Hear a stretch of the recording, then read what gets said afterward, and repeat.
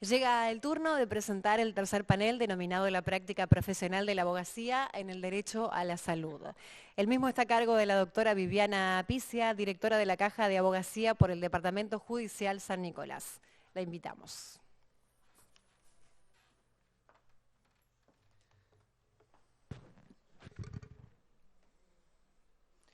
Bien, buenas tardes a quienes asisten a estas jornadas interdisciplinarias en el marco justamente de esta conmemoración por el 75 aniversario de la Caja de la Previsión de los abogados, las abogadas, y justamente lo que hacemos es avanzar con estos paneles, puntualmente el tercer panel que tiene que ver con la práctica profesional de la abogacía en el derecho de salud. Y quienes nos acompañan en este momento, agradeciendo desde ya la participación a los expositores, son los doctores José Pedro Bustos, Alejandro Taraborrelli y la doctora Silvia Tanzi.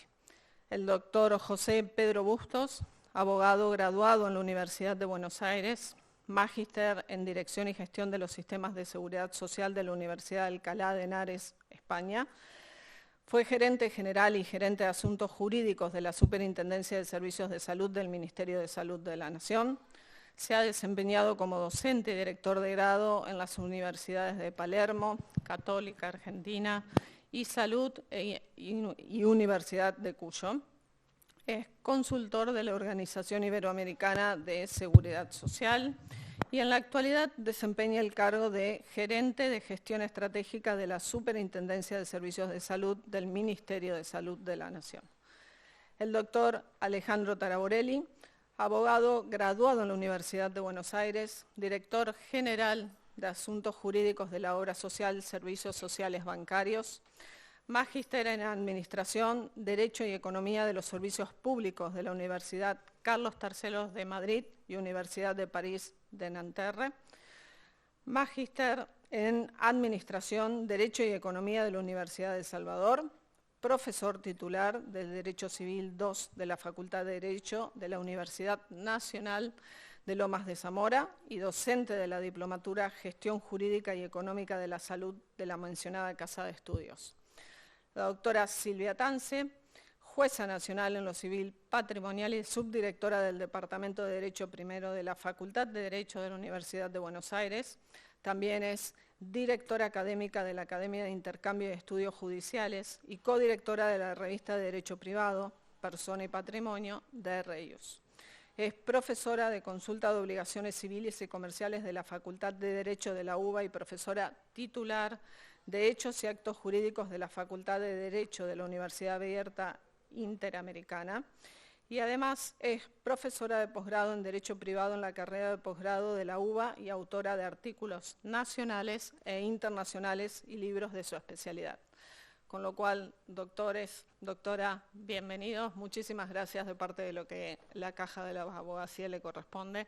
Los invito y por supuesto queda la palabra con ustedes. Buenas tardes a todas y todos. Muchas gracias a la Caja de Abogados de la Provincia de Buenos Aires por la invitación. Como dijeron en la presentación, bueno, desempeño funciones y desempeñé otras funciones con anterioridad en la Superintendencia de Servicios de Salud. Mi idea es, ahí está un poco la síntesis de lo que quiero hablar ahora, un poco las causas de la judicialización, la situación actual de la judicialización de modo un tanto parcial porque al desempeñarme en la superintendencia voy a traer datos solamente vinculados con el Sistema Nacional del Seguro de Salud y no con toda la salud de la República Argentina y algunas propuestas de solución a la denominada judicialización de la salud. En primer término me querría destacar que cuando solemos hablar de judicialización en la salud suele haber una brecha entre los que trabajamos en el sector de la salud, tanto desde el sector financiador, prestador o autoridad de control, en mi caso en este momento, con los magistrados. Es decir, como si hubiera un grado de incomprensión por parte de los magistrados con respecto a lo que pasa en el sistema de salud. Creo que es una posición equivocada, no creo que los magistrados no entienden el sistema de salud, sino es una equivocada y un poco adolescente, creer que no nos comprenden y que los jueces no tienen razón y nosotros sí las tenemos. En general, esto no suele ocurrir en la vida, tendremos razón en algunas ocasiones, en otras no. Y me parece que hay que tender puentes también entre el propio sistema de salud y el Poder Judicial de la Nación para explicar algunas cosas, y los jueces cumplen seguramente debidamente su cometido cada vez que emiten pronunciamientos judiciales, por más que muchas veces afecten intereses que nosotros defendemos parcialmente también. Así que primero me gustaría dejar ese concepto, es decir, eliminar esa grieta que existe muchas veces en estas, no precisamente en este encuentro que es de abogados en general, sino cuando hay encuentros vinculados estrictamente con la materia de salud. Quienes trabajamos en el sector de la salud muchas veces nos solemos quejar de los pronunciamientos judiciales sin ver más allá de muchas veces de nuestras propias narices. Y esto lo combino ya directamente con algunas de las causas de la judicialización. El primer término, que muchas veces no lo decimos, es falta de cobertura, es decir, una cuestión muy simple. Es decir, las cuestiones se judicializan porque el prestador o el financiador no brinda cobertura, entonces los jueces resuelven problemas que deberían haber sido resueltos de otro modo.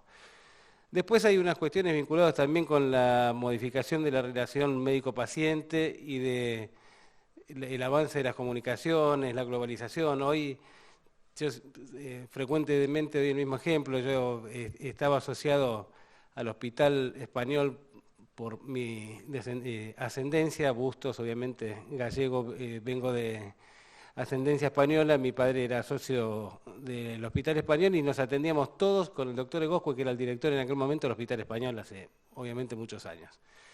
En definitiva, el doctor Egoscue era mi pediatra, era el médico de mis padres, era el médico de mi hermana, y era casi verdad revelada lo que dijera el doctor Egoscue, y teníamos una relación personal y familiar con él. Hoy no existe casi esa relación médico-paciente porque hoy tenemos prepagas, obras sociales que son médicos de cartilla. Volviendo, no quiero ser autorreferencial, pero con mi ejemplo, actualmente mi médica clínica la elegí porque tiene su consultorio a 2 cuadras de mi estudio jurídico. No sabía ni quién era, Vic. Y por suerte me parece que es una muy buena profesional y hace como 15 años que es mi médica, pero no tenía ninguna relación personal. Esto hace también que uno, al no tener una relación de afecto con quien lo atiende, ante algún tipo de duda, le inicia algún reclamo judicial al médico que no se nos hubiera ocurrido hace 50 años atrás seguramente. En tercer lugar, por supuesto que las causas son arbitrariamente puestas por mí, pueden coincidir o no, seguramente debe haber otras, ¿no? Es solamente al fin didáctico de entender un poco la situación y de un aspecto absolutamente subjetivo. La tercera causa que coloca ahí es la judicialización en general de la sociedad, porque tampoco es cierto que solamente la salud tiene mayor cantidad de procesos judiciales, sino que otras actividades también se judicializan más. Las comunicaciones, internet, hoy frecuentemente nosotros nos atendemos de cualquier patología, nos dan algún diagnóstico y apenas salimos del consultorio médico, consultamos, googleamos a ver si lo que nos dijo el médico es correcto o no, como si nosotros tuviéramos alguna formación suficiente como para entender algún artículo cuya verosimilitud tampoco estamos en condiciones de analizar, pero empezamos a opinar a ver si nos diagnosticó bien o mal un médico sin tener nosotros ninguna referencia, ningún conocimiento respecto de esta especialidad, en mi caso siendo abogados o aquellos que no son médicos y hacen este tipo de análisis que complican también este tipo de situaciones. La legislación por enfermedad también creo que no es un mecanismo correcto de técnica legislativa, sobre todo, insisto, en el Sistema Nacional de Seguro de Salud o en aquellas, y en las prepagas también, que tienen una canasta mínima de prestaciones que brindar, y si hay un organismo, el que fuere, hoy es el Ministerio de Salud, por vía de propuestas que hace la Superintendencia, tiene una canasta mínima de prestaciones, distorsiona el análisis que se realiza cuando le incluyen algún tipo de patología que tienen que brindar por vías anormales en el sentido de que no estén ahí analizadas. Argentina eligió para la Seguridad Social y para las prepagas brindar una canasta mínima de prestaciones, hoy denominado programa médico obligatorio. Para tener un programa médico obligatorio, una canasta de prestaciones, cualquier país se basa en 3 ejes, que son el tipo de cobertura que puede dar el país, el tipo de financiamiento que tiene que ir acompañado de esa cobertura y el grado de avance de la tecnología vinculado con la prestación que se presta. Si alguna de estas 3 patas no funciona, la canasta no funciona en términos generales. Entonces, si elegimos, insisto, tener canasta de prestaciones, podríamos elegir otro método. Hay países que no tienen este sistema de salud basado en este tipo de cobertura. Deberíamos respetar el modo en que se equilibran estas 3 patas de una mesa. Hay una medicalización de la sociedad muy importante. Nosotros, comparados con vecinos nuestros, Brasil, Chile, Bolivia, Paraguay, tenemos un altísimo grado de medicalización de la sociedad y un alto costo de medicamentos vinculados con países vecinos. No me estoy comparando qué pasa en Japón, Alemania, que a lo mejor parece muy lejano a nuestra realidad. Gente que tiene una idiosincrasia muy parecida a la nuestra, es decir, países vecinos, tienen otras características que no se reflejan en nuestra sociedad. Y el último punto creo que es el tema esencial, y ese tema es un tema de gobernanza, que es una falta de canasta determinada de cobertura de actualización periódica. Nosotros tenemos, como decía recién, un programa médico obligatorio cuya última actualización integral se realizó en el año 2004, hace 18 años. Desde el 2004 hasta hoy hubo algunos ingresos y egresos de coberturas, de prácticas, medicamentos, prestaciones, pero no una actualización integral. Con lo cual, a ninguno de nosotros como abogados, me parece, que nos dedicamos a la salud, se nos ocurría ir a decirle a la doctora Tanzi o a algún juez que tuviera que intervenir en estos casos que un medicamento no debe ser suministrado por no estar en un programa médico obligatorio que tiene 18 años de atraso.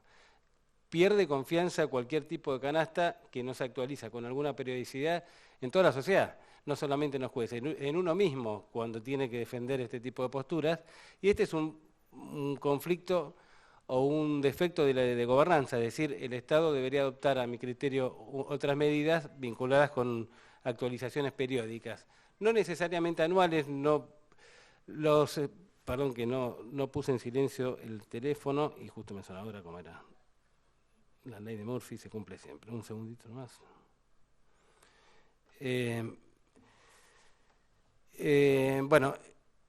Decía, los especialistas en esta materia entienden que cada 2 años podría perfectamente actualizarse este tipo de canasta y justificar, por supuesto, qué se incluye y qué se excluye de esa canasta y periódicamente hacerla más pública de lo que es hoy. Actualmente hay una subgerencia de evaluación de tecnología que depende justamente de la gerencia que está a mi cargo, que está trabajando en una reforma integral del programa médico obligatorio. La idea era proponerlo como proyecto de ley en el año 2020, cuando iniciamos la gestión, que lo voy a coordinar un poco con el título del programa, que no lo tengo a mano, pero era algo así como gestión en la pandemia, en la pospandemia, algo parecido era el título de la jornada de modo total. Les cuento que cuando nosotros entré yo bueno, como me dijeron en la presentación, yo tuve 3 veces antes en la superintendencia cumpliendo distintas funciones. Esta es la 4ª vez que estoy, entré en enero del 2020, la última vez, faltando cada vez que vuelvo a mi palabra, porque desde que me fui la primera vez me voy diciendo no vuelvo más y siempre vuelvo, así que esperemos que esta vez sea cierto que no vuelvo más. En enero del 2020, al volver, nosotros teníamos un programa y una política en materia de seguridad social basado en determinados puntos. Justamente la gerencia que está a mi cargo tiene esa función, entre otras cuestiones, y a los 2 meses vino la pandemia, con lo cual todas esas prioridades que nosotros teníamos establecidas se derrumbaron y nos tuvimos que dedicar el primer año casi exclusivamente a administrar algo absolutamente desconocido e inesperado para nosotros, y esto hizo que en el año 2020 ni siquiera pudiéramos proponer al Congreso Nacional el tratamiento de este programa médico obligatorio por ley. Actualmente el programa está basado en una resolución del Ministerio de Salud es decir, tiene rango de resolución solamente, no es ley, no es decreto, sino una resolución, y nosotros creíamos que tenía que tener una entidad mayor. En el año 2021 hicimos este proyecto de ley que no pudo, pretendimos que el Poder Ejecutivo lo presentara como tal para que fuera tratado por el Congreso, no tuvimos éxito en ese momento, y actualmente no hace falta que les explique por qué entendemos que cualquier proyecto de ley que enviemos no creemos que pueda obtener el consenso necesario en el Congreso Nacional con la crispación política en la que lamentablemente estamos viviendo en estos últimos años. Así que volvemos a tener un objetivo más moderado, que es actualizar la resolución. Esto seguramente lo haremos, está terminada la redacción de la resolución. No la podemos publicar por ahora porque tiene que ir acompañado de un soporte tecnológico que todavía no lo tenemos absolutamente desarrollado. Cuando lo tengamos emitiremos esa resolución con algunas de las cuestiones que estoy adelantando. Hago una breve digresión porque veo que se me comen el tiempo ahí el relojito de abajo. Se habla muchas veces que esto por ahí debería ser hecho por una agencia de evaluación de tecnología, que esto daría más previsibilidad al sistema y que por otro lado esto disminuiría la judicialización. Yo, en general, todo el mundo que está vinculado con la salud cree esto, yo no lo creo y voy a decir por qué. Primero porque hoy hay dos entidades o dos organismos que se ocupan de esto. Una es la CONATEC, que funciona en el Ministerio de Salud, y por otro lado la subgerencia, como dije recién, de evaluación de tecnología de la superintendencia, que hace esto. Y el ANMAT, que le da la validación y la autorización de comercialización de medicamentos. A mi criterio, por lo menos, obviamente, insisto, son cuestiones opinables. Si nosotros obtuviéramos la sanción por ley de una agencia de evaluación de tecnología, en cualquier país del mundo donde estas agencias funcionan, lo que dicen los especialistas es que demoran más o menos 2 años en ponerse en funcionamiento, entre que se arma la estructura, se acomoda la tecnología, la gente para trabajar, 2 años se demoraría el comienzo. En Argentina, lamentablemente, con la experiencia que nos dan los años, me imagino que en 2 años todavía no terminamos de formar el directorio. Estamos discutiendo si la CGT tiene que tener un asiento ahí o no, si los laboratorios tienen que estar ahí o no, cuántos representantes de la provincia se sientan. Terminamos hablando años respecto de la integración, empezamos a distorsionar el objeto que tuvo en mira la Agencia de Evaluación de Tecnología, e insisto, no creo que agregue demasiado a lo que ya hay. Debemos, sí, desde la gobernanza, como dije, mejorar la situación actual para hacer más previsible esta canasta de prestaciones que hoy no es fiable para ningún sector de la sociedad, e insisto que creo que esa es una, no la única por supuesto, pero que es una de las claves de los problemas de la judicialización de la salud.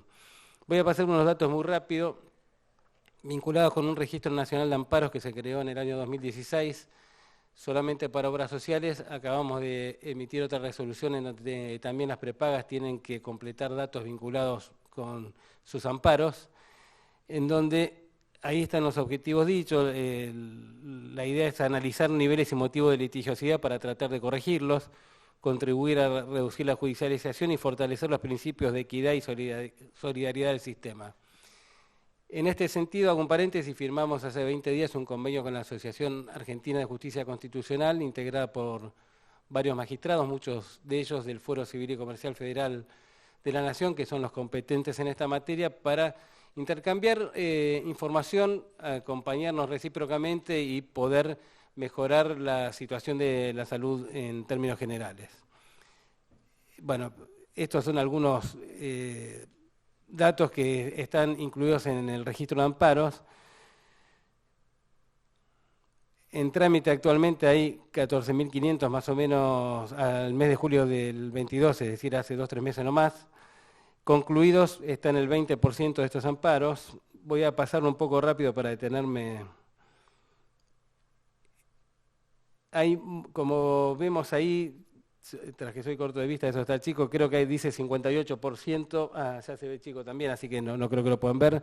El 58% de los reclamos están vinculados con afiliación, es decir, no están vinculados con temas prestacionales. Ahí se agrandó. mejor ver mi cara, perdón, esto que mi cara, sí, así no. La afiliación está referida muchas veces a temas de monotributistas que quieren acceder a obras sociales y las obras sociales rechazan su afiliación. Acá hay un doble problema. Primero, algunas adulteraciones que había con los formularios de opción de cambio. Fue así que en el año 2021, el año pasado, pudimos sancionar 2 resoluciones que modifican el sistema de opción y hoy se hace por clave fiscal, es decir, se eliminan los papeles, se eliminan los formularios, tratando de transparentar el sistema, por lo menos de elección de obra social. Es decir, no hay ninguna barrera posible que les pueda poner la obra social porque directamente eligen la obra social por vía de clave fiscal. Es decir, lo hacen ustedes de su computadora, de su teléfono si quisieran.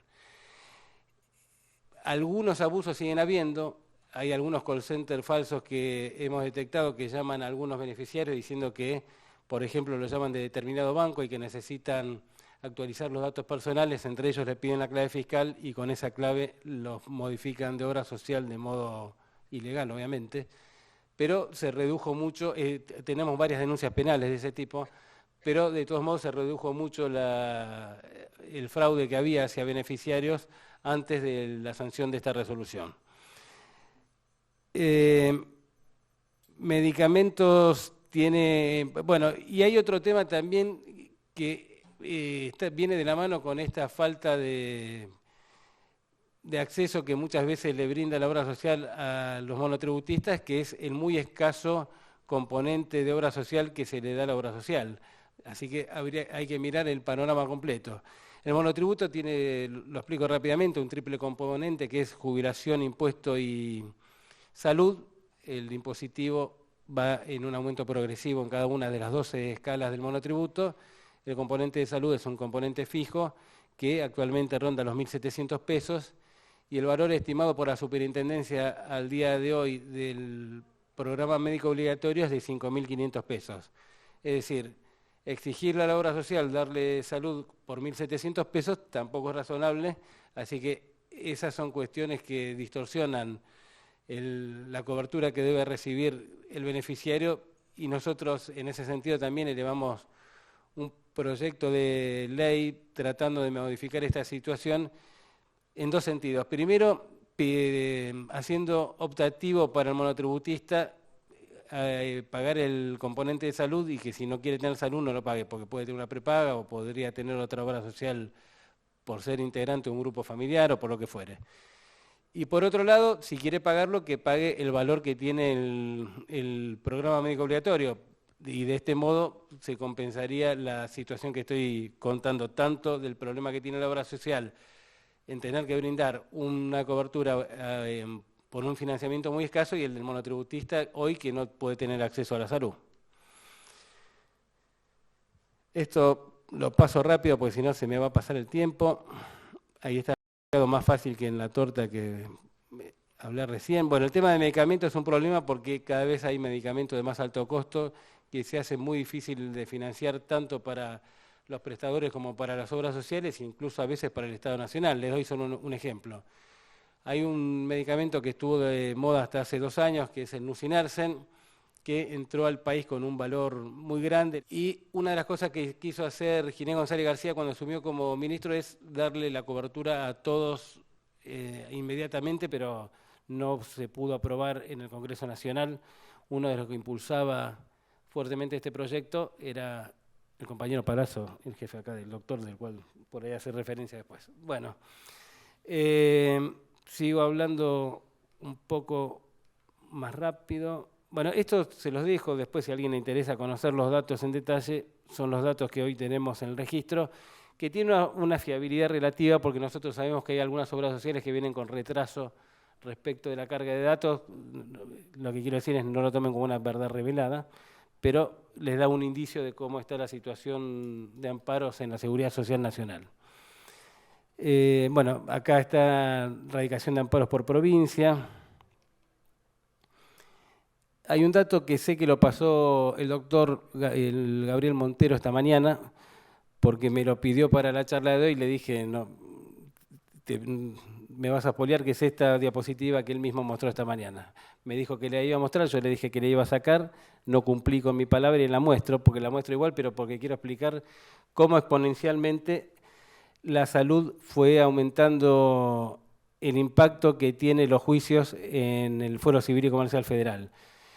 Y muchos de estos juicios, no sé si la mayoría, pero esto ya lo expliqué rápidamente, tienen que ver con los jubilados, que debe estar por ahí está, con los jubilados que se jubilan en una obra social y van al PAMI.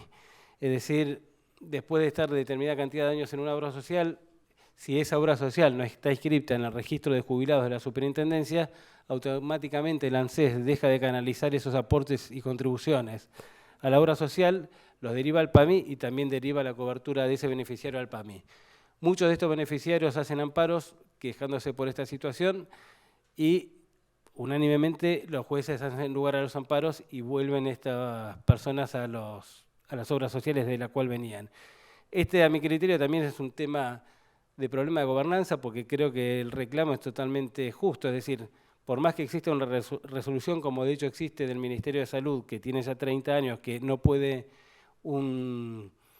ninguna persona tener una doble cobertura de obra social y el PAMI es considerado una obra social para la superintendencia, tampoco es razonable que alguien que viene aportando a determinada obra social durante una cantidad importante de años, por cumplir 65 o 66 años, se lo mande directamente al PAMI. Entonces, hay un problema legislativo hay que corregir, mientras no se corrija va a seguir pasando esto. Y hoy les cuento que lo que recibe la obra social por la atención del jubilado no es tan baja como lo era hasta abril del 2018. Hasta ese momento, cada obra social recibía un componente de 192 pesos por jubilado para su atención, que más allá de la inflación que hubo en estos 4 años, 192 pesos en el 2018 también era una cifra irrisoria como para dar cobertura de salud a nadie. Pero a partir de ese momento se sancionó un decreto, cuyo número no recuerdo, pero que se empezó a aumentar la cantidad de dinero que se le da a la obra social por cada uno de los jubilados. En enero del 2023 van a quedar equiparados con los que cobra el PAMI. En definitiva, entre este pago que le hace el PAMI a las obras sociales por tener jubilados, el subsidio suma 65 que le otorga la superintendencia, aproximadamente 6.500 pesos recibe cada obra social por brindar salud a un jubilado, que seguramente no es suficiente para brindarle el servicio a una persona mayor, pero no es tan malo el ingreso como lo era hasta hace unos años.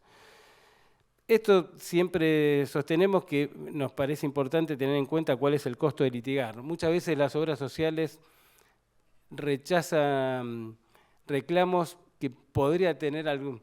Dejemos de lado si no tienen evidencia científica, que es obvio que lo tengan que rechazar por no tener evidencia científica, pero muchas veces lo rechazan por una cuestión de opinión, porque creen que no está claro que esté incluido en el programa médico obligatorio y terminan pagando montos mucho más altos de honorarios por no haber dado la cobertura. Es decir, hay que hacer también a veces una evaluación de costo-beneficio respecto de qué conviene hacer y qué no. En la superintendencia hay una resolución 75 del 98 que prevé la posibilidad de que los beneficiarios realicen los reclamos administrativos de modo previo al judicial. Por supuesto que cautelares, amparos, ni siquiera es obligatorio, no podrían hacer el juicio directamente sin pasar por la superintendencia, pero hay una instancia voluntaria previa. Acá está la cantidad de reclamos, lo voy pasando rápido, me quedan 4 minutos. Y acá me parece que hay que... bueno, deberíamos... Esto de derechos sustentables lo estoy plagiando al doctor Maranielo Patricio, que es juez de primera instancia Federal Civil y Comercial de la Ciudad de Buenos Aires, en donde él habla del equilibrio entre derechos y recursos, que me parece que esto es lo que deberíamos hacer nosotros. Como decía hace un rato, cuando uno brinda una prestación tiene que ir de la mano del financiamiento, porque si no creamos muchas veces derechos ilusorios. Todos queremos dar todo, esto es una cosa elemental, pero a veces el financiamiento no alcanza para todo y tenemos que establecer prioridades. Y otra de las cuestiones que muchas veces se quejan quienes son demandados de la justicia es tipos de sanciones que se le aplican, y acá en el artículo 476 del Código Procesal Civil y Comercial de la Nación tienen, a mi criterio por lo menos, un elemento como para presentar alguna prueba, ¿no? Porque muchas veces se le exige al juez que le cubra defectos hasta de la propia defensa. El abogado muchas veces se presenta diciendo simplemente que no está en el PMO sin dar algunas otras explicaciones técnicas vinculadas con evidencia científica de lo que se pide. Bueno, muchas veces también se dice que está desarticulado el sistema de salud en la Argentina porque vivimos en un sistema federal y la salud no fue un tema delegado en el gobierno central por las provincias, con lo cual es un tema local y cada provincia tiene derecho a desarrollar su sistema de salud.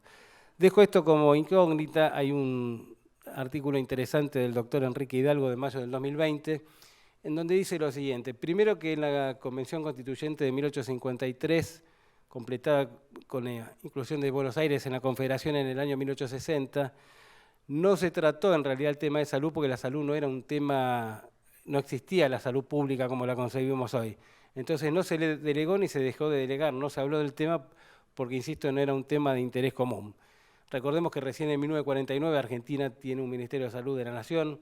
Hasta el año 1943 la salud dependía de un Departamento Nacional de Higiene del Ministerio del Interior, es decir, no había un desarrollo de la idea de salud como tal. Y por otro lado agrega este doctor Hidalgo que bueno, es una cuestión jurídica que cuando el país adhiere o celebra un tratado internacional, esa cuestión queda federalizada, es decir, todos aquellos tratados vinculados con salud que firmó Argentina hacen que esos temas sean de carácter federal.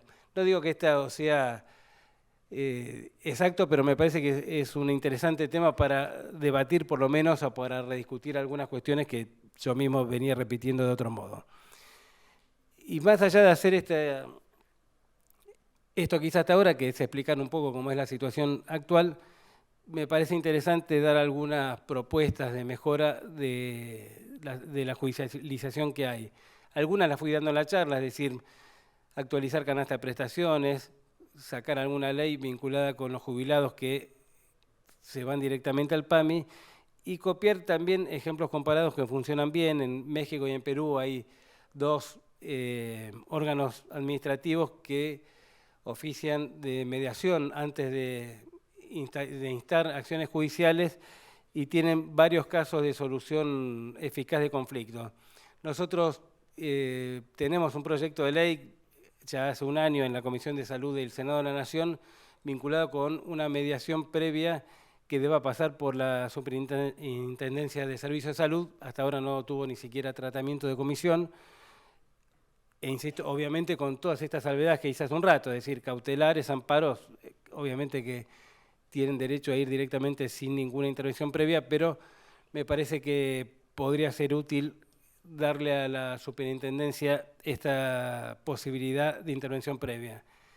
Acá doy un ejemplo comparado que es lo que ocurrió en Colombia. En el año 2007, 20 segundos me quedan, vamos cerrando. En el año 2007 tenían 1,5 millones de tutorías, es lo que nosotros consideramos amparos, es decir, si nosotros nos quejamos de la judicialización, Colombia estaba explotado directamente, a causa de lo siguiente. En el año 1992 se dictó la ley 100, se sancionó la ley 100 en Colombia, que creaba dos subsistemas de salud, uno contributivo y uno subsidiado.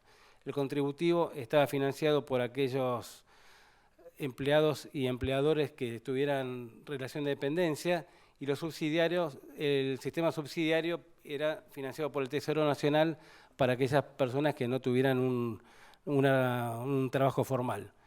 Como suelen decir sanitaristas, sistema rico para ricos, sistema pobre para pobres. No hay sistema que funcione de esa manera. La brecha se fue haciendo cada vez más larga, los reclamos mayores, y en el año 2008 el Tribunal Superior de Colombia ordenó al superintendente de Colombia, hay superintendencia en Colombia también, que hiciera confluir los dos sistemas. El superintendente se sentó ante el tribunal, le dijo, estoy de acuerdo con eso, pero tengo dos problemas. No tengo funciones para hacerlo y no tengo plata para hacerlo, con lo cual por acá no lo voy a resolver. Se formó una comisión de 6 personas, yo integré esa comisión. Hicimos un proyecto de ley que se sancionó en el año 92 para que en 10 años, terminó el año pasado, progresivamente se fueran subsumiendo los dos subsistemas. Porque este es otro problema, no hay posibilidad tampoco de un día para el otro, a partir de mañana desaparece un sistema, aparece otro, lo tiene que hacer de modo progresivo. Y Colombia no solamente mejoró notablemente los índices de conflictividad, sino, lo más importante, mejoró la cobertura de salud que le llega a la gente, que este es el objetivo final que debe tener cualquier administrador. Así que bueno, algunas de esas cosas podríamos pensar nosotros. Esto es un poco el resumen de lo que venía diciendo. Listo, llegué casi sobre la hora. Gracias.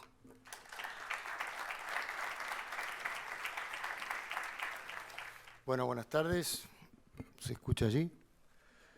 Bueno, antes que nada, agradecer al doctor Burke, al doctor Adrián Riva, al doctor Alberto Biglieri, quienes me han invitado a participar hoy, a las autoridades de la Caja, a las autoridades que representan a mi colegio Loma de Zamora, y agradecer, más allá de la convocatoria académica, la existencia de la Caja y el orgullo de pertenecer, de que tengamos lo que tenemos y que luchemos muchos años más por seguirlo teniendo, por sobre todas las cosas. Así que como abogado de la provincia de Buenos Aires no quería dejar escapar esta posibilidad para comentarlo y agradecerles a las autoridades. El tema de la función y dentro de lo que es la jornada, o son las jornadas, la función del abogado de obra social sindical para la cual se me convocó. Habiéndome precedido el superintendente, con todos los datos importantes, muchos de los cuales se vinculan a la profesión del abogado que trabaja para una obra social sindical, con la presencia de la doctora Tanzi, quizás uno de los extremos, el Poder Judicial y el lugar que ocupa, también por supuesto del ámbito académico reconocida, nos lleva a una posición en la cual los abogados que tienen que trabajar, y esta era mi visión para hoy, ¿no? Hacer un paneo de las posibilidades y la visión que tiene que tener como mínimo un abogado que ejerce funciones en una obra social, y recalco sindical, porque el sistema de salud argentino contiene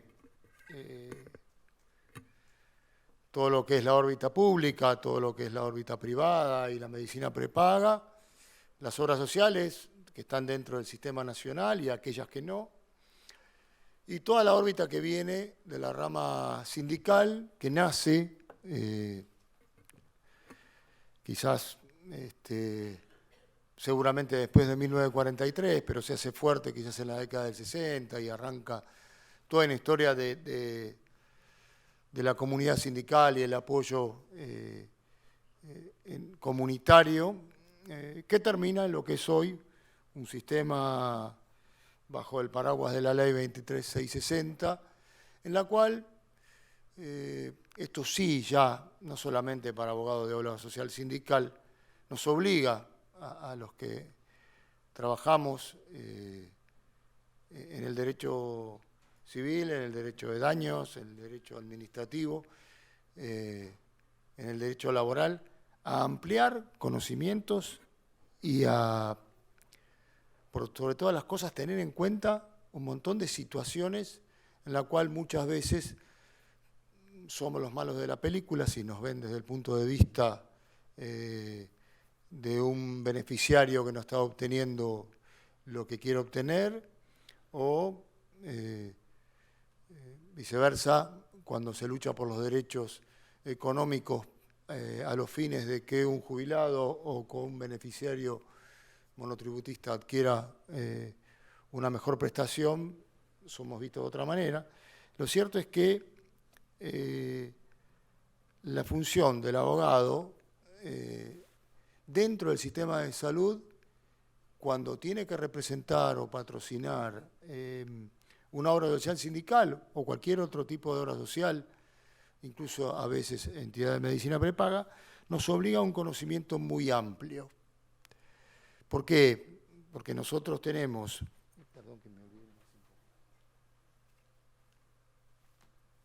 tenemos el amplio, el ancho, diría yo,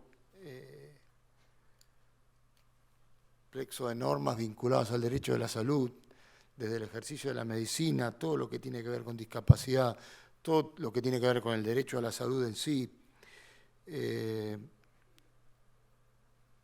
cantidad de leyes, decretos, normas provinciales, hasta llegar a resoluciones de la Superintendencia de Salud, que nos llevan a un conocimiento del derecho civil, del derecho administrativo, de una situación permanente de tener que resolver situaciones contractuales, situaciones judiciales, de procedimiento administrativo, contencioso administrativas, por supuesto también vinculadas al derecho individual de trabajo, como toda entidad, como toda persona jurídica, y también al derecho colectivo de trabajo, más cuando estamos hablando del título de la charla de hoy, de obra social sindical. Ni hablar, y un poco consecuencia de algunos puntos que veía que hablaba el doctor Bustos, lo que tiene que ver con el conocimiento de concursos y quiebras. Bien, ejecuciones por incumplimientos, como veremos después, lo que ocurre con aquel empleador que no cumple con las contribuciones patronales y todas las ejecuciones que tenemos que llevar adelante. O sea, todavía no salí del derecho.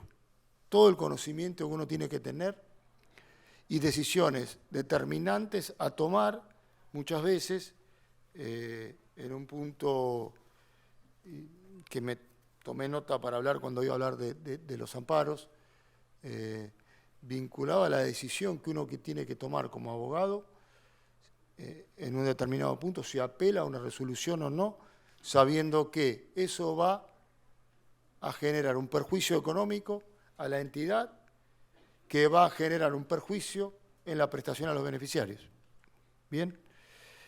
En síntesis, en este primer pantallazo, todo lo que tiene que ver con el amplio conocimiento del abogado, a veces desconocido, a veces conocido, que hay que tener, y más aún con la visión y la posibilidad de poder dividir estas tareas, porque es la única forma de llevar a un resultado positivo.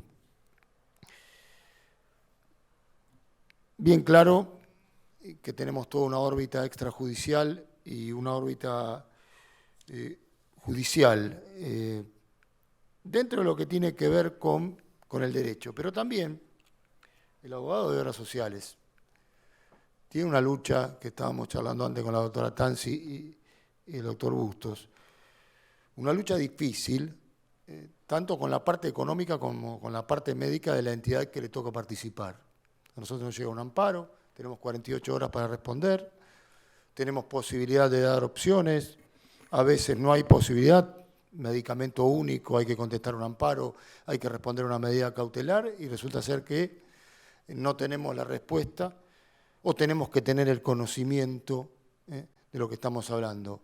Consejo que siempre doy y he tomado. No podemos no tener médicos en el área jurídica,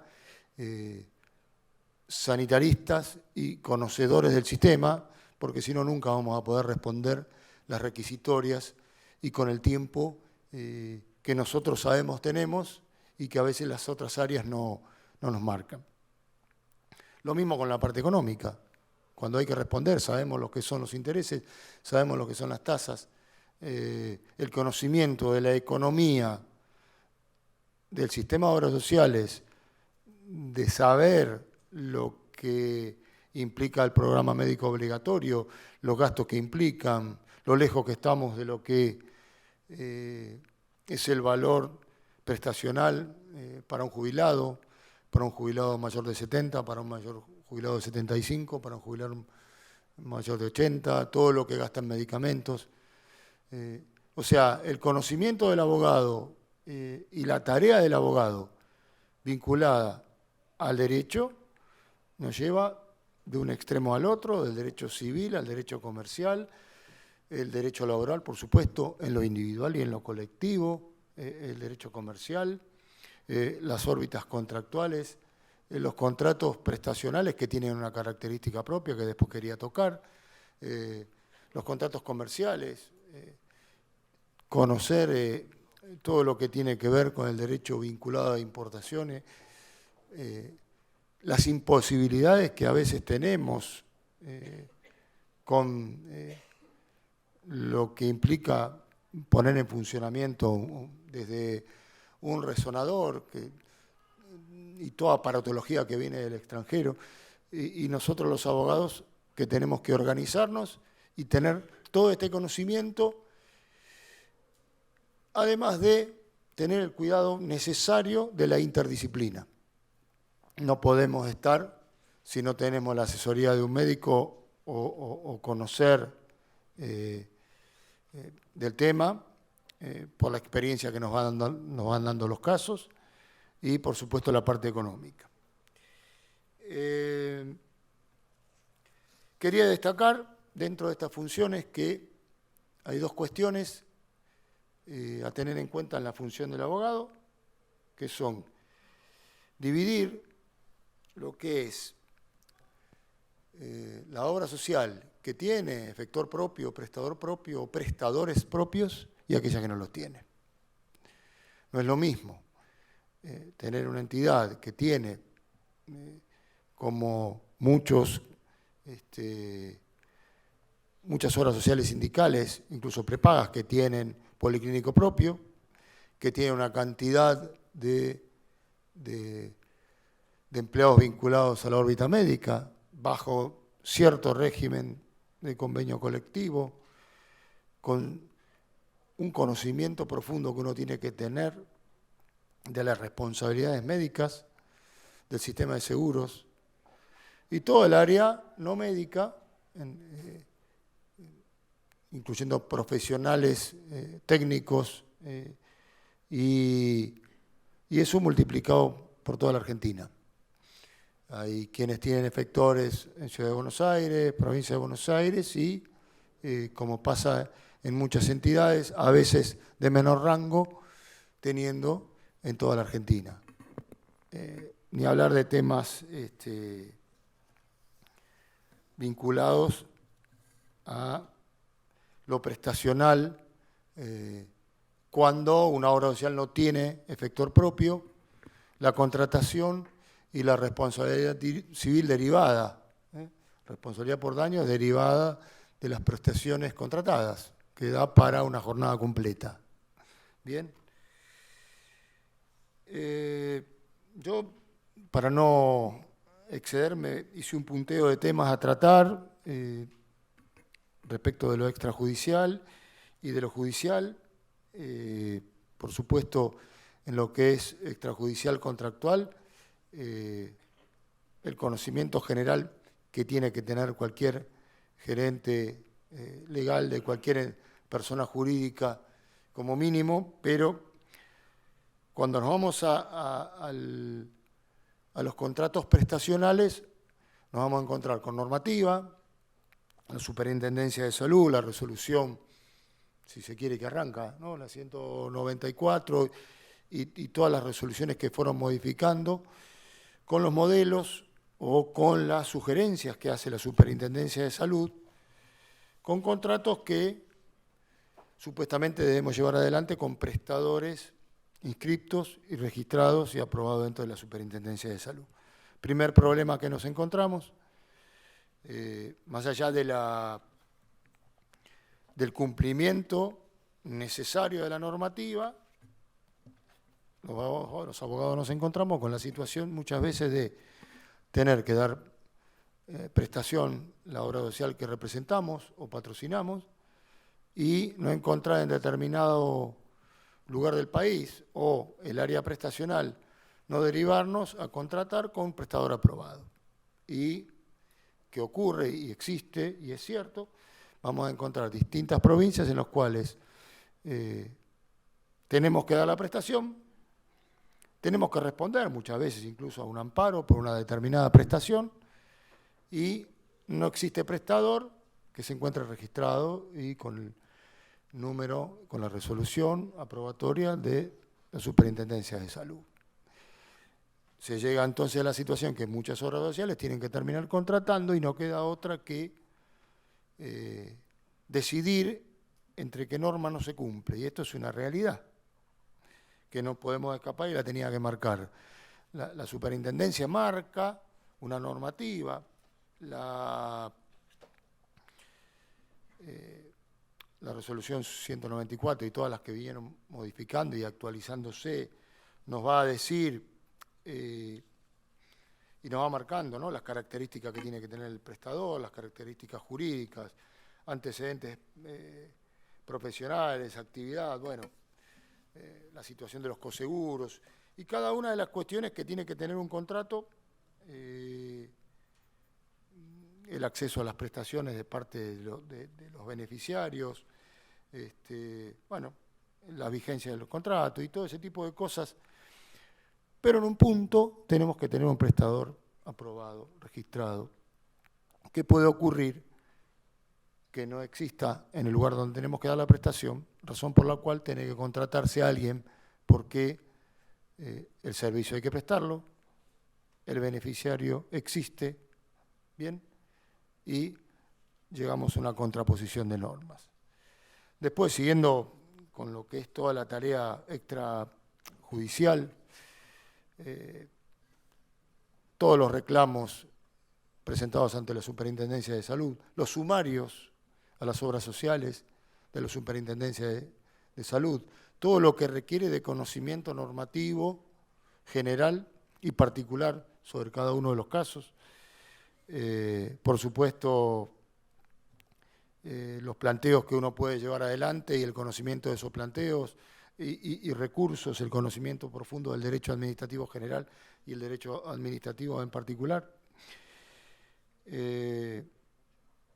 Las diferencias o los diferentes convenios colectivos que debemos conocer, tengamos o no prestador o efector propio, lo que hace más amplio el conocimiento de este tipo de derecho colectivo, las gestiones de todo tipo de habilitación que tiene que llevar adelante la órbita jurídica, sea desde la habilitación de un policlínico, de un consultorio,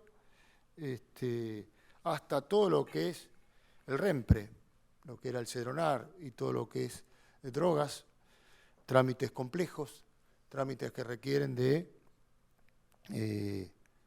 la participación personal de quienes dirigen o administran cada una de estas entidades. Después, este tema de precursores químicos que requieren necesariamente de la ayuda de profesionales en la materia y que permanentemente nos lleva a la consulta, a la interdisciplina o estar en la interdisciplina o tener la interdisciplina y los asesores permanentemente del área jurídica. Por supuesto, todo lo que es asesoría a los consejos de administración o a los órganos de administración siempre están a cargo de nosotros los abogados o los cuerpos de abogados, mejor dicho, que representan o administran estas áreas. Después, bueno, lo que es la actividad judicial también es amplia y va un poco de la mano de la situación en la cual se encuentre cada una de las entidades. Porque la órbita judicial vamos a encontrar desde meros civiles, juicios comerciales vinculados a sumas de dineros adeudadas, juicios laborales por despidos directos o indirectos, procesos vinculados a los convenios colectivos. Estoy hablando primero de todo lo que tiene que ver con la parte demandada. Acciones de daños y perjuicios, algún que otro proceso penal a un médico que nos lleva a, si es dependiente directo, a procesos penales directamente vinculados en la mayoría de los casos a la necesidad de una sentencia para la consecución del proceso civil, daños y perjuicios sin necesidad de la causa penal. En el extremo de lo que tiene que ver con cumplimiento e incumplimiento de prestaciones, el amparo que ha sido la herramienta que ha encontrado el beneficiario al que no se le ha cumplido, la herramienta que ha encontrado aquel trabajador o monotributista que necesita ser incluido, como veíamos en los cuadros antes. Quizás no me ha tocado demasiado esta situación. Sí, lo que es la mala praxis, sí, lo que es la responsabilidad civil médica, sí, lo que tiene que ver con procesos concursales, con el detalle, quizás la modificación y la clarificación que hace el nuevo código con lo que es la responsabilidad civil de los profesionales y el análisis subjetivo nos lleva o nos va a llevar quizás a procesos un tanto más extensos. Hoy la situación del seguro como herramienta necesaria, fundamental y obligatoria en montones de casos resuelve situaciones en las cuales los abogados, si trabajamos correctamente, si llevamos adelante las contestaciones como corresponde, hacemos valer el derecho de las entidades que representamos, vamos a estar necesariamente amparados por los peritos que sí o sí van a resolvernos el problema, sea hacia un lado o sea hacia el otro. Antes de entrar me quedan pocos minutos, no quería dejar de marcar algunas cuestiones sobre el tema amparos y sobre la actividad que a veces no se ve de la obra social sindical como actora, una de las cuales me toca participar en algo que hablaba el doctor antes, en los valores de la cápita de PAMI para las obras sociales que prestan servicios a jubilados originarios y también no originarios.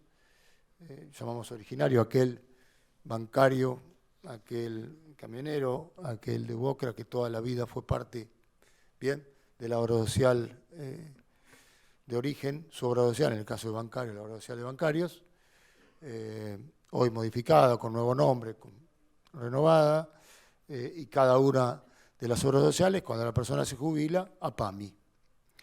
La normativa permite que el trabajador pueda optar cuando la obra social sindical está inscripta en el registro de beneficiarios jubilados y que tenemos montones de amparos, que lo mencionó también el doctor, en los cuales el trabajador jubilado pide ser incorporado a su obra social de origen cuando la obra social no está inscripta. Me recuerdo el caso de UP y alguna otra que no estaban inscriptas y debieron incorporar al jubilado. Viendo que PAMI recibe una cantidad de dinero muy importante y viendo que la cápita que reciben las obras sociales sindicales está muy lejos, más cerca hoy es cierto, como decía antes del superintendente, pero está igual lejos de lo que gasta un jubilado en medicamento y en prestación en las distintas edades. Respecto de los amparos, yo quería marcar algunas cuestiones desde la órbita del demandado, porque en definitiva esto es lo que son las obras sociales sindicales que han, y más que nada en época de pandemia, equiparado montones de situaciones y podido resolver situaciones que a veces la prepaga no cumple y que al final siempre termina cumpliendo. Lo primero que hay que marcar es que mayormente, por lo menos en una obra social que medianamente cumple con sus obligaciones, va a ser más difícil que llegue un amparo por solicitud de incorporación. Bien, cuando ocurre esto, cuando se le rechaza la incorporación a determinada persona a la obra social que le corresponde, sí, todo lo que tiene que ver, por lo menos nosotros la dividimos así, todo lo que tiene que ver con la órbita de medicamentos y todo el resto de las prestaciones, de cirugías, pasando por internaciones, todo lo que es prestaciones de discapacidad. Marco esto de medicamentos porque, la primera cuestión que se me viene a la mente es lo que dicen la mayoría de los fallos judiciales. El programa médico obligatorio es un piso y no es un techo. Al ser un piso y no es un techo es una situación descriptiva. Y además la medicina todos los días nos trae una novedad. Y a veces un medicamento se aprueba primero en el ANMAT antes de ingresar al PMO. Que miran los jueces, la necesidad del beneficiario. ¿Qué tenemos que mirar nosotros? Sí, la necesidad del beneficiario, pero que a veces cumplir con el Gensime o alguna de esas otras medicaciones que tienen costos que son todos en dólares, el cumplimiento de una o dos medidas cautelares lleva a la imposibilidad total de cumplimiento de otro tipo de medidas cautelares. Lo primero que uno tiene que marcar, ¿no? Resolver respecto a una medida cautelar y la medida cautelar solicitada. Los plazos, que generalmente no exceden 24 o 48 horas. La falta de normativa específica, por eso el amparo, y ya jurisprudencia amplia de la aceptación del amparo. Y apenas nos llega a los abogados, ¿qué necesitamos? El informe médico. El informe médico que muchas veces no llega si no tenemos un médico en el área. El informe médico que necesariamente nos tiene que dar opciones a los abogados y la posibilidad, cuando los tiempos así lo requieren, a veces hay medicaciones que no dan tiempo a la persona que se encuentra afectada en la salud, pero cuando los tiempos dan, y que a veces ha ocurrido y ha funcionado, lo primero que uno hace es intentar una audiencia de conciliación cuando las posibilidades están de llegar a un acuerdo cuando se trata más que nada de intervención quirúrgica, de una internación y todo ese tipo de situaciones que lo permiten, ¿verdad? En esto no hay, en el tema amparos no hay uniformidad en los distintos jueces de las distintas provincias argentinas y a veces uno encuentra, no nos pasa quizás en Capital o en provincia de Buenos Aires, tampoco en Córdoba, pero encuentra lugares en los cuales hay un desconocimiento y un desconocimiento del perjuicio que se le puede generar al resto de los beneficiarios de una obra social si se tiene que cumplir una medida que puede ser resuelta de otra forma y que no se estudia a fondo. Si tenemos la posibilidad de la apertura a prueba, por supuesto la pericia médica fundamental, el informe interdisciplinario, y el punto que antes veían los cuadros que ustedes vieron, el momento que nosotros tenemos en los cuales tenemos que resolver si apelamos una medida cautelar o una resolución definitiva, con las costas que eso significa, cuando las costas van a impactar necesariamente en el servicio de salud de otros beneficiarios. Esta es una decisión de nosotros los abogados que no podemos tomar con la opinión jurídica nada más, y que en el caso nuestro y en el caso que siempre me toca asesorar, yo requiero la resolución urgente del Consejo de Administración porque afectan necesariamente a terceros. Uno puede tener una duda sobre si una medicación está en el programa médico o no, si una medicación está aprobada o no por el ANMAT, los valores que tienen, los perjuicios de cumplirla o no, las causas penales que esto pueden generar a los representantes por incumplimiento de una orden judicial, pero que llevar adelante una apelación y las costas que esto genera, bien, son gravosas para el resto del universo de los que se encuentran dentro de la obra social. Había tenido la posibilidad de traer unos casos particulares, pero el tiempo se me termina y no quería dejar pasar la función del abogado de obra social, y en este caso bien sindical, cuando le toca ser actor. Bien, porque cuando uno toma como abogado una entidad que se encuentra en una situación difícil, que se encuentra con muchos juicios de amparo en distintas situaciones, si hay amparos que están en cumplimiento, si hay amparos que están pendientes de cumplimiento, hay amparos suspendidos porque no llega el medicamento importado, y hay amparos en cumplimiento permanentes que tienen años con una resolución, se empieza a cumplir, se cumple todos los meses con la medicación o con el pago de la prestación obligada, y allí quedan.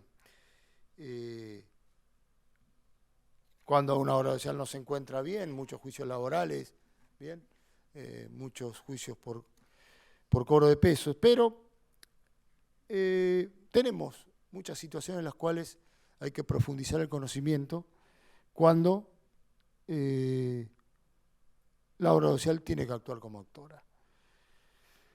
Hablaba hace un ratito de las ejecuciones de la ley 23660, el incumplimiento de la contribución patronal, que ronda en tiempos normales la morosidad en un 5%, que se ha ampliado en tiempos anormales, llamo yo en tiempos anormales, económicamente un poco más difíciles.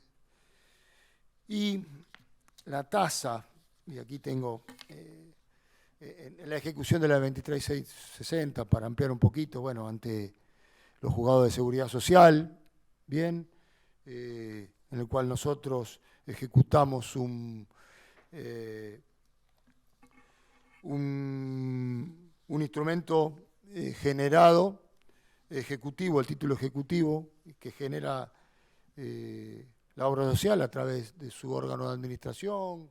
Bueno, como se genera el título ejecutivo, el acta, se intima, el empleador no cumple, el trabajador está sin la contribución patronal paga, nosotros con la obligación de prestarle el servicio, y vamos a la ejecución. De ese tipo, y cortito, vamos a encontrar gran cantidad de procesos falenciales. Muchas veces el incumplimiento de la patronal tiene que ver con quiebras, y el porcentaje de cobro muchas veces no llega al 2% por esta situación falencial. Bien.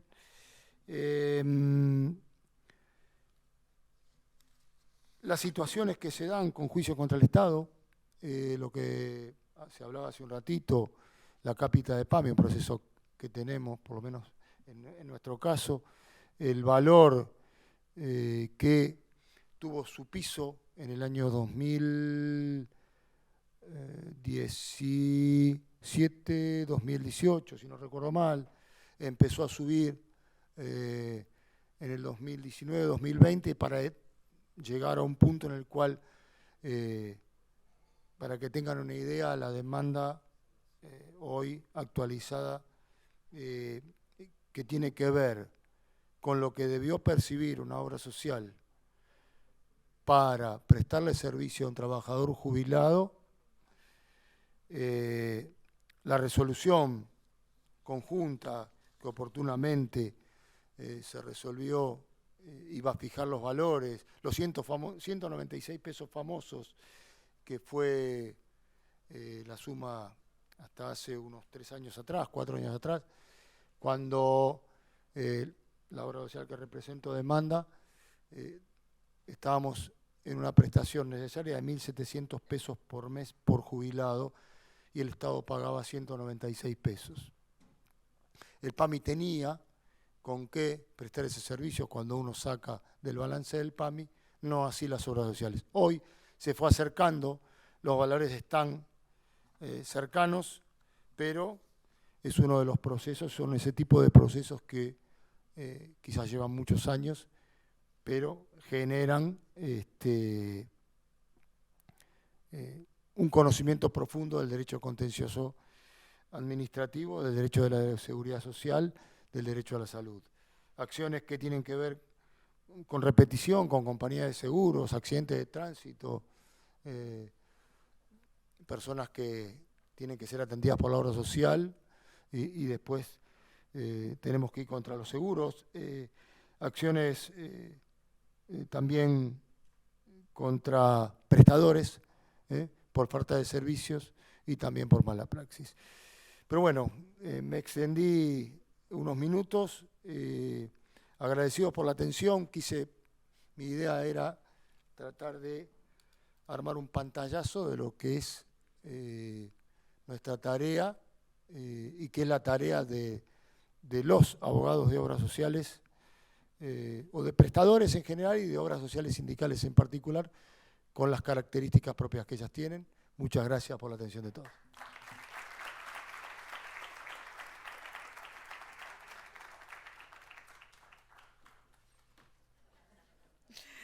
Bueno, buenas tardes. Muchas gracias por estar acá. Muy agradecida a la comisión organizadora y en particular al doctor Biglieri para convocarme a festejar el aniversario, el 75º aniversario de la Caja, y para tratar un tema que son álgidos en la sociedad argentina, muy álgidos. Esto del derecho a la salud ya estaba en la Constitución de 1853, lo que pasa que no lo habíamos internalizado tanto, quizá como un derecho implícito.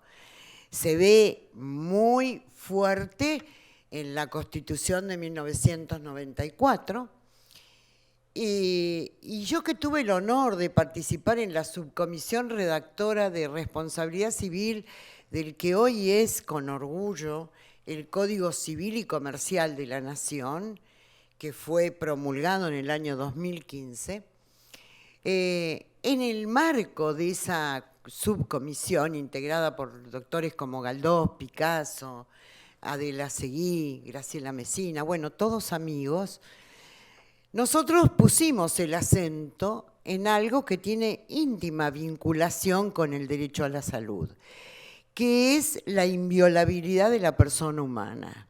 Porque el Código Civil y Comercial marcó un antes y un después del Código Velezano, con todas las reformas que eso implicó, en el sentido de marchar de la inviolabilidad del patrimonio a la inviolabilidad de la persona. Entendemos, comprendo perfectamente, porque he estado en oportunidad de convocarme el doctor Lorenzetti para varias obras sociales allá en Tucumán, cuál es la problemática en nuestro país frente a las obras sociales. Ayer escuchaba entidades de medicina prepaga con este aumento y toda la problemática que trae, pero desde la justicia, o por lo menos desde mi despacho, yo miro mucho a la persona humana, porque ella es inviolable conforme el artículo 51 del Código Civil y Comercial de la Nación, sin perjuicio que debo resaltar la importancia de los menores, de las personas de la tercera edad, que a veces están absolutamente desamparadas, y de todas aquellas personas que padecen discapacidades y en muchos casos discapacidades gravísimas, producto de accidentes de tránsito, de juicios por mala praxis. Entonces, yo sé que el amparo no es nuevo, el amparo nació jurisprudencialmente con los famosos casos Siri y Cot. Después tuvo su regulación legal en la 16.986, pero hoy es norma constitucional, a pesar de que a muchos no les gusta. Precisamente porque esa norma constitucional rechaza todo tipo de reclamo, pedido, súplica, de rodillas, camine y marcha atrás hasta Luján y después vuelva. Es todo muy pesado, sobre todo porque cuando la persona recurre al amparo es porque el no ya lo tiene, ya sabe que no se va a dar. En esto no es la competencia de mi juzgado, a pesar de que hemos tenido muchísimos casos de amparo. Ahora pasó al ejido de la Justicia Civil y Comercial Federal, pero la vez pasada, hablando con jueces de ese fuero, con honestidad me dijeron, no son tan, entre comillas, tan locas los pedidos, son medianamente razonables, con aval científico, con un aval de 1 o 2 médicos que dicen el por qué sí y el por qué no. Y en esto nosotros, todos como sociedad argentina, me parece que tenemos que concientizar mucho más, que tenemos que bregar por un mejor sistema de salud, por un acabado sistema de salud, en el marco de la obra social a la que pertenezco, que es la del Poder Judicial de la Nación. Ningún juez va a discutir por qué a él le descuentan X porcentaje y le brindan la misma atención que a la ordenanza, que le descuentan el mismo porcentaje, lo que cambia la diferencia es en el salario. No, es la solidaridad la que ha sido base para esta obra social y como tantas otras. Porque de eso se trata, de ser una Argentina más solidaria, que piense más en el otro, porque el otro es el prójimo, puedo ser yo en cualquier momento. Y en el marco del ejercicio de la actividad profesional de los abogados, yo que tuve el orgullo de ejercer muchos años la profesión junto a mi padre y después dedicarme a la magistratura, que es una pasión, quiero acercarles 2 inquietudes en ese marco respecto al ejercicio de la profesión. Cuando nosotros trabajamos en esa subcomisión de responsabilidad, tratamos algo que ya venía la jurisprudencia nacional y provincial, y en particular de la Suprema Corte de la Provincia de Buenos Aires, volcándolo en sus procedimientos.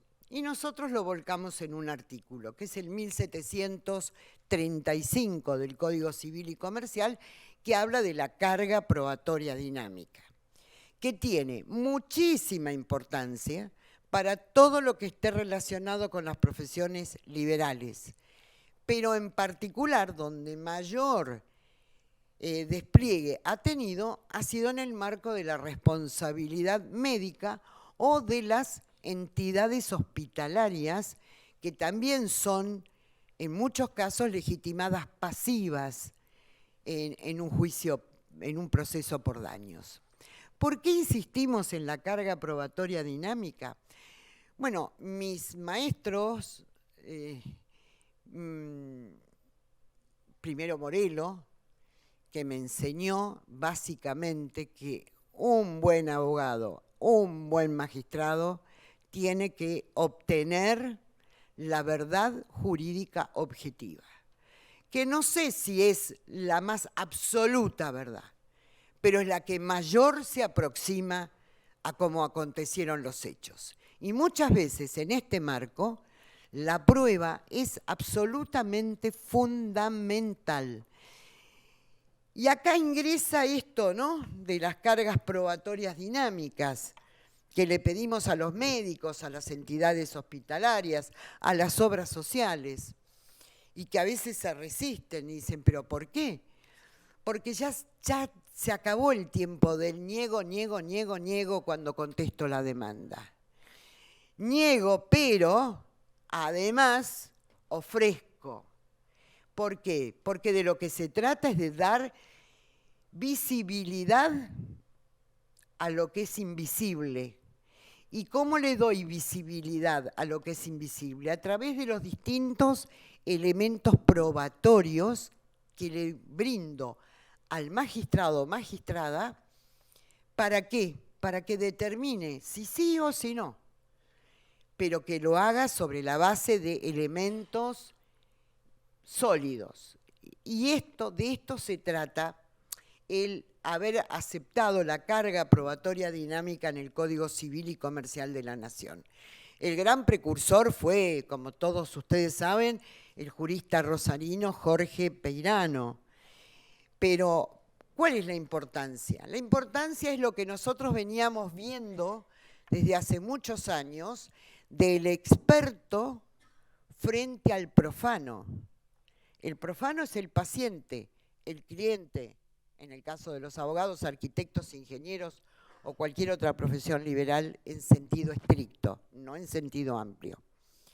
Porque en sentido amplio puede hoy caer bajo la égida de la ley del consumidor. Pero en sentido estricto es el paciente, es el cliente, él es el profano. Y el experto es quien está exactamente asesorándolo.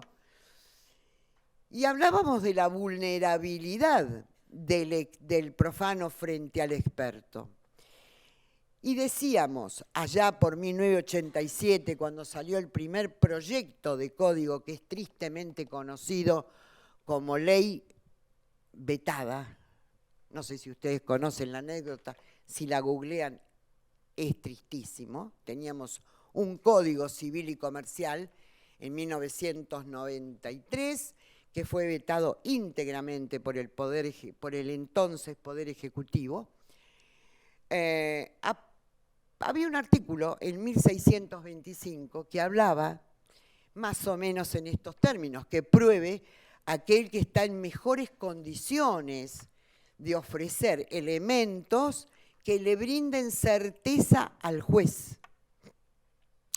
Hubo un gran lobby por parte de los médicos y entidades hospitalarias respecto de ese artículo, pero no se lo vetó por eso, sino por la famosa ley de convertibilidad y las obligaciones de dar dinero. Llegamos así a 1998, donde el otro proyecto de código insiste con este tema, que quedó plasmado en el código del 2015.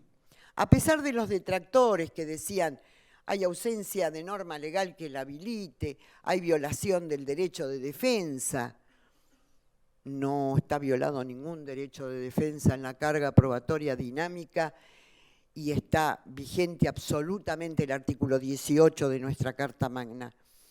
No, hoy ya no hay ausencia de norma legal porque tenemos el 1735 del Código Civil y Comercial de la Nación. ¿Y cuál es el objetivo? El objetivo es no caer en un non-liquid, o sea, que el juez de pronto diga rechazo demanda por falta de prueba,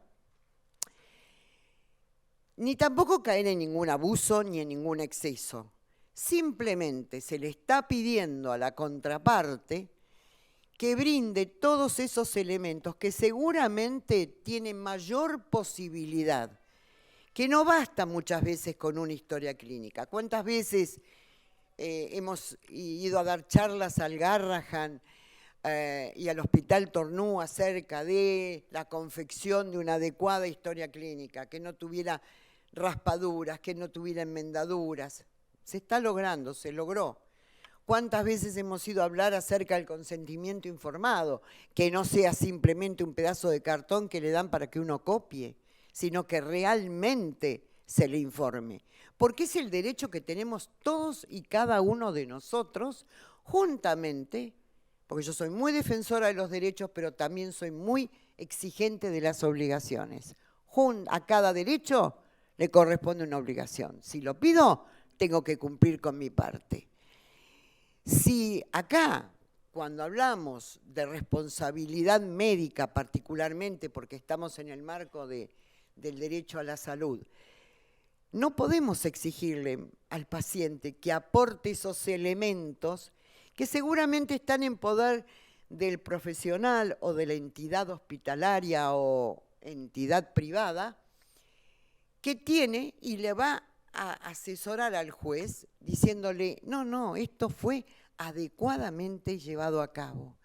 Y es así que por ese motivo, y gracias a la instrumentación de estas cargas probatorias dinámicas, hubo en muchos casos rechazo de demanda por tratarse de lo que nosotros en la jerga jurisdiccional denominamos, bueno, fue una aventura jurídica, lo único que no vieron es si había había agua en la pileta y se tiraron. Pero hubo muchísimos otros casos que no fue así y que realmente era absolutamente imprescindible que ellos aportaran todos esos elementos, porque no se puede contestar una demanda diciendo que frente a una señora que le hicieron la cesárea y que va a su casa y que comienza con una sepsis furiosa y que se le da un medicamento de amplio espectro y luego cuando se contesta la demanda se dice, bueno, lo que pasa es que la bacteria, el microbio, el virus, lo habrá traído de su casa cuando volvió y le trajo aparejado la amputación de sus 2 brazos y sus 2 piernas. Caso que yo no logro sacarme de la mochila porque me tocó a mí hacer la sentencia bajo el ejido del Código de Vélez, o sea, no fue tan sencillo, ¿sí? Pero realmente es un caso que la Corte Suprema de Justicia de la Nación no dudó en publicar la sentencia de primera instancia, casi como un leading case porque tristemente era una familia absolutamente diezmada, una chica de 35 años con hijos, sus hijos diezmados, su marido diezmado, ni hablar de ella. A ella la salvó quizá la entereza que tuvo, que la sacó no sé de dónde, para seguir adelante y hoy ser una mujer que se desempeña con sus prótesis, tanto de los brazos como de las piernas. Esos casos que a uno lo van marcando, hace que cada día sea más partidaria de la carga probatoria dinámica. De pronto muchos profesionales dicen, bueno, acá en provincia de Buenos Aires tenemos juicio ordinario, juicio sumario, ¿cómo hacemos? Primero que la pueden pedir los demandantes, ¿sí? Los demandados, perdón. El actor también lo puede pedir. Los demandados lo pueden pedir, pero si no fuera así, no es tan difícil para el juez meditar quién está en mejores condiciones. Y no hablamos solamente de las condiciones científicas, también hablamos de las condiciones económicas, sociales, culturales, todo un combo importante para poder desplegar esa actividad probatoria que es necesaria para poder llegar a esto, a lo que decía el gran maestro Morelo, la verdad jurídica objetiva. Y no podemos perderlo de vista, mucho menos en el marco del derecho a la salud, porque como siempre sostenemos, quien ingresa a un quirófano y se le provee anestesia, después no se puede decir, bueno, cuando sale del quirófano, probame a ver en qué me equivoqué. Indudablemente ni el damnificado ni su familia están en condiciones de acreditar semejante tarea. Sin embargo, los profesionales pueden, y hubo un caso emblemático en nuestro país de un anestesista muy reconocido, donde él logró básicamente demostrar que la relación causal material que luego subyace en una relación causal jurídica debía atribuírsele a la mala conexión que tenía en ese momento el aparato con el que brindaba la anestesia. Entonces, cada vez que el cirujano le daba la orden de oxigenar, él creía que oxigenaba y en realidad lo estaba anestesiando, hasta que toma conciencia de que lamentablemente no era así. Esta persona quedó, por supuesto, en estado vegetativo. Maravilloso ese abogado que hace 30 años atrás dijo, vamos a seguir adelante y vamos a poner todo nuestro conocimiento para que la verdad salga a la luz. Y la verdad salió a la luz. La luz para el médico, no para la obra social, ¿no? Porque después tuvo que hacerse cargo de los daños y perjuicios derivados de la mala actuación del ingeniero jefe y de todos los que tenían el control de eso. Pero a esto voy, que nosotros como abogados, como abogadas, cada día más tenemos que actuar conforme los 3 principios generales del derecho. Hoy son principios generales, contenidos en el título preliminar del Código Civil y Comercial de la Nación. Primero, el de la buena fe. Todos debemos actuar de buena fe, todos. Y cualquiera de sus 2 versiones, la subjetiva o la objetiva, no importa. Segundo, bajo ningún punto de vista tenemos que actuar con abuso de nuestros derechos, porque no nos olvidemos que el acto abusivo es un acto solapado, pero que es contrario a derecho, pero es solapado.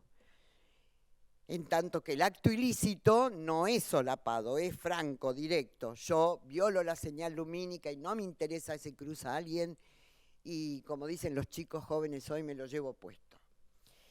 Este también es un principio general del derecho. Más allá del fraude a la ley, obviamente, está uno incorporado en el Código Civil y Comercial, que es el abuso de la posición dominante en el mercado. Quien abusa de su posición dominante en el mercado, indudablemente está violando este principio general del derecho. Todos estos principios son los que tienen que dar sustento a cada uno de nuestros reclamos, sea en el marco de los amparos, como actor o como obra social que tengo que contestar la problemática, sea en el marco de una mala praxis, o sea, en cualquier otro proceso de daños. Y nunca me debo olvidar a los llamados vulnerables, que insisto, son los menores, las personas de tercera edad, sobre todo las que no tienen medios económicos para poder obtener determinadas cosas, y aquellas personas que sufren discapacidades. Ellos son los vulnerables y a los que debemos de alguna manera proteger y amparar. Por eso yo propicio, desde mi humilde rincón, la modificación de la ley de quiebras, ¿sí? Porque, siguiendo, no es un invento mío, es de la Corte Suprema de Justicia de la Nación del 2019, cuando dice, en el caso del crédito que tiene origen en una mala praxis médica que incapacitó a un niño en forma total, debe ser declarada la inconstitucionalidad de los artículos 239, párrafo primero, 241, 242, parte general, 243 de la ley 24.522 y verificarse el crédito en la quiebra, obviamente, de la entidad de salud, con privilegio especial prioritario frente a cualquier otro, y ello en virtud de que la Convención de los Derechos de los Niños, Niñas y Adolescentes es una norma constitucional por operatividad del artículo 75, inciso 22 de la Constitución Nacional. Ellos son los que tienen que tener el privilegio para poder tener algún sustento que les permita llevar esa situación que de ninguna manera hubieran optado. Bueno, muchas gracias, no quiero quitarles más tiempo, pero muchas gracias por la atención. Invitamos a la doctora Viviana Picia, directora de la Caja de la Abogacía por el Departamento Judicial de San Nicolás, a hacer entrega a los disertantes de un diploma y un presente.